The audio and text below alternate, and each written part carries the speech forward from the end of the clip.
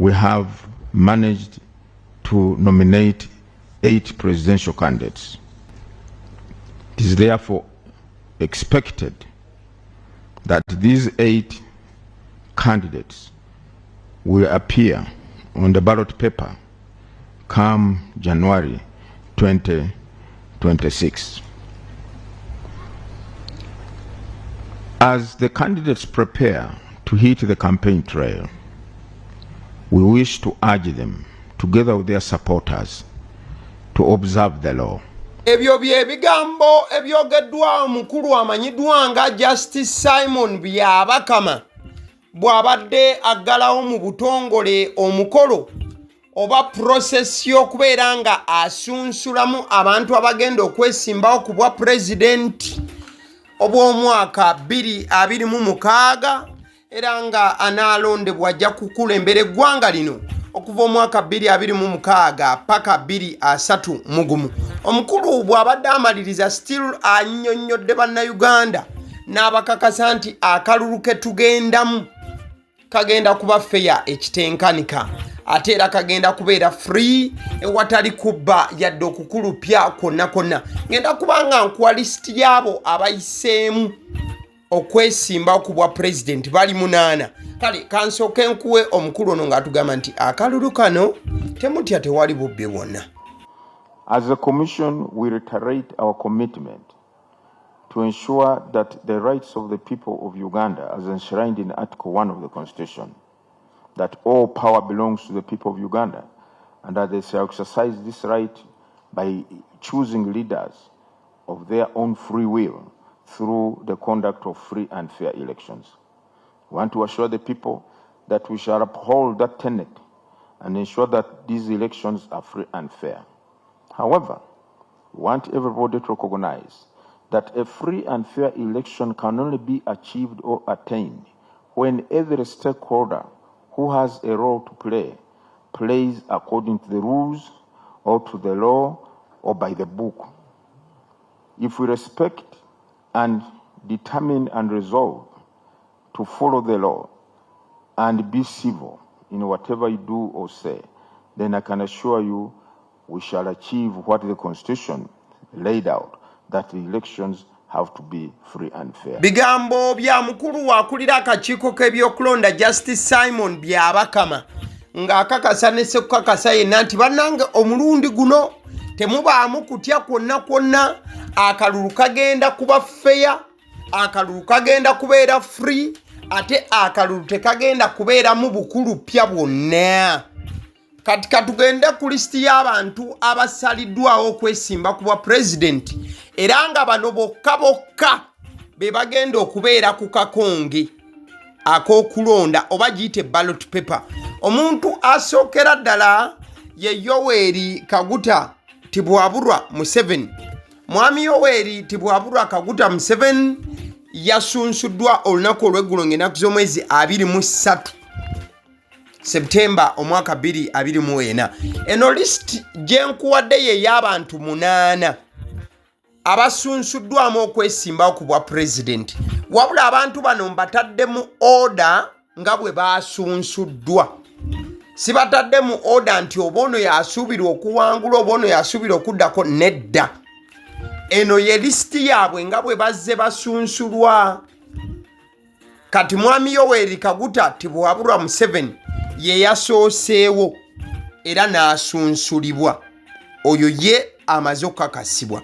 Kati omuntu eyazzeeko eyabadde owookubiri mu kusunsulibwa era yakutte ekyokubiri mu process eno ye mwana mulenzi oba omukulu amanyiddwa nga Robert Kasibante. Ono wa kibiina kya byabufuzi ekimanyiddwa nga NPP. Ekibiina kino erinnya liggwayo National Peasants Party. Era ng'omukulu ono bw'oba omwetegereza ava mu kibiina ekyo abangi kye bamanyi ng'ekya Stesha Mayanja, omuyimbi wa band music. Ekibiina lumu ekyavayo ne kyanjula Stesha Mayanja ng'omukulembeze waakyo. Omukulu ono Robert Kasibante kye yavuddemu ojja kujjukira nti kyamuwa kadi okwesimbawo ku kibiina ekyo. Kati Robert Kasibante yakutte kyakubiri mu bazze okusunsulibwa era naye ku ballot paper kwali bw'ona agenda okulonda ojja kumusangako. Eyakutte ekyokusatu ono nga yafunye n'obuzibu bwabadde bw'amaanyi nnyo mu kusunsulibwamu kuba yazze ne basooka bamugoba n'addayo ne yeetereza n'atereza empapula n'akomawo. Ali mu kifo ekyokusatu ye Mabirizi oba amannya ge amajjuvu ye Elton Joseph Mabirizi. Elton Joseph Mabirizi yali yeesimbyewo ku bwa pulezidenti mu mwaka gwa 2016 n'atawangula. Ebiseera ebyo yali ku independenti. Kati ku luno yakomyewo n'agamba owaayi kanfunayo ekibiina ky'ebyobufuzi kye neesimbirawo mu era nga ekibiina kya Ken Ruchams the man ekya Conservative Party oba CP kyawadde omukulu Mabirizi kaadi era yasunsuddwa n'akakasibwa agenda kwesimbawo ku bwa president ku kaadi eya CP. Eyakutte ekyokuna ye mukulu gw'olaba ono asunsuddwa leero nga 24 olunaku olubadde lusembayo. Ono amanyiddwa nga Nandala Nathan Mafaabi. Kale tutwale erya Nandala Mafaabi kuba abangi lye basinga okuba nga bamanya. Nandala Mafaabi akutte kyakuna mu kunominatingibwa ku bwa president. Azze lunaku lwa leero wabula okujjukizaako Nandala Mafaabi ono ye ne President Museveni be ba candidates abatuuse olunaku olw'okulonda nga tebafunyeemu buzibu mu mikono gy'abantu babasemba. Okwawukanako n'abasigadde bonna nga bwe mbakusomedde oba bwe ngenda okubakusomera. Nandala Mafaabi ajjidde ku kaadi ya FDC. FDC yamuwadde kaadi ojja kujjukira nti Patrick Amriat Oboy oba muyite Power ye yali president kati n'akyusa obukulembeze ne budda mu mikono gya Nandala Mafaabi. So yakutte ekyokuna mu ba nominatingiddwa ku bwa president. Ali mu kyokutaano ye mukulu gw'olabako eddakiika eno ono nno nga ye Grigori Mugisha Muntu oba osobola okugattako erinnya oba ekitiibwa kya Geno retired Geno Mugisha Muntu. Mugisha Muntu yafunye obuzibu amaanyi nnyo mu kukonfaminga emikono gye era batuuse ne ku lunaku olwa 23 nga wakyaliwo ebirumira mu mikono. Wabula tugenze tuuka ng'ennaku z'omwezi 24 olunaku olusembayo mu kusunsulibwa nga Mugisha Muntu ali kiriya era buli kimu nga kiteredde. Mugisha Muntu ajjidde ku kaadi ya kibiina ki ANT Alliance for National Transformation ANT. Mugisha Muntu awandiisiddwa mu butongole. Mugisha Muntu abadde mu kyakutaano kati ali mu kyomukaaga mu banominatingiddwa olunaku olwaleero bonna ennaku 2 nkuwa bonna 8 abeesimbyewo. Ali mu kyomukaaga ye mukulu Robert ye mwami Robert Kyagulanyi Sentamu Mitembo omwana ow'Embogo. Ojja kujjukira ono ye president wa National Unity Platform NUP era ng'ekibiina ekyo kye kyamuwadde kaadi okujja okwesimbawo. Erinnya erisinga okuba nga limanyika Uganda, Africa wamu n'ensi yonna ly'erinnya erya Bobi Wine. Ono atuuse essaawa zibadde 8 ez'omutuntu era tafunyeemu buzibu bwonna kubanga nominatingibwa olwaleero. Wabula ojja kujjukira nti ono baakamutema olunaku olwokutaano nti emikono gy'alina tegiwera n'olaba okusattira ku NUP. Wabula Lubongoya n'abagamba bino mubindekere mbikolanga era n'akonfaminga. Kati mu kyomusanvu bano abasembyeyo ababiri batukubye ekyoyinza okuyita joka because they were least expected to go through the process olw'obuzibu bwe baayiseemu. Omukulu amanyiddwa nga Mubaraka Munyagwa ono yaliko MP wa Kawempe South wabula n'akubwa akalulu n'ava mu parliament olunaku olwaleero asunsuddwa. Wabula kaadi gyajjiddeko ya kibiina ki CMP oba osobola okukiyita Common Man's Party. Ekibiina kwajjidde akabonero kaakyo Lusaniya, omusajja w'Olusaniya Munyagwa olunaku olwaleero alondeddwa nominating bw'akakiiko k'ebyokulonda, era Munyagwa bw'onaagenda okulonda ku ballot paper ojja kumusangako. Kati omusajja asembyeyo era akutte ekyomunaana muno mu kunominatingibwa, era nga yasembye n'okusembayo olunaku olwaleero, si mulala ono amanyiddwa nga Buliira Frank Kabinga. Buliira Frank Kabinga tafunye buzibu yadde bw'abadde azze okuba nti anominatingibwa. In fact, Buliira Frank Kabinga ono ajjidde ku kaadi y'ekibiina ki RPP oba Revolutionary People's Party. Revolutionary People's Party? I stand to be corrected, but I'm 100% sure that is it. So, omukulu Buliira Frank Kabinga yakutte ekyomunaana oba ye president ow'omunaana, presidential candidate mu basunsuddwa olunaku olwaleero. Kati nabwe kityo kiri official, abantu 8 be banominatingiddwa, era nga bano bonna ow'akakiiko k'ebyokulonda akakasizza nti bagenda kubeera ku ballot paper.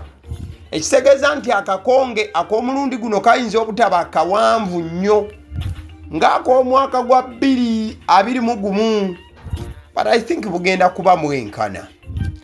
Tulina ba candidates 8 era nga bonna bakakasiddwa. Kati this is the fact gy'olina okumanya.